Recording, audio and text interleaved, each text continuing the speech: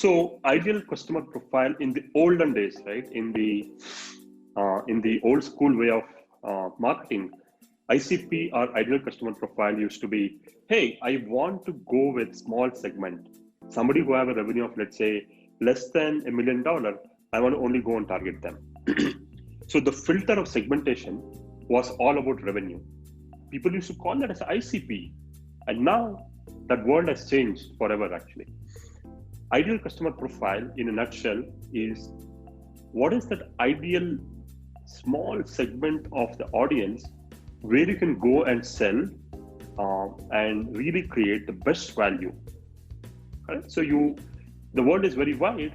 You might be building a product, let's say, which is set of use cases which might cater to a very specific set of audience, and ICP is all about systematically putting a lens and figuring out what is that one small segment I can start with. And to talk more about ICP, the ICP in the current world is much more than revenue. It starts with revenue for sure. Let's say, and it would have multiple other dimensions. Number one is revenue, as I said. Number two is what category, right? What industry you want to target, whether it's retail, finance, let's say technology, software, etc. Number three is what geography you want to target. So every geography has their own nuances, and you got to do stuff which is relevant for them. Number four is, most important, is technographics. So technographics in a nutshell, what are the proxy products they are using, or what are the competitive products they're using, right? For example, you are building a product which sits on top of the existing CRM product.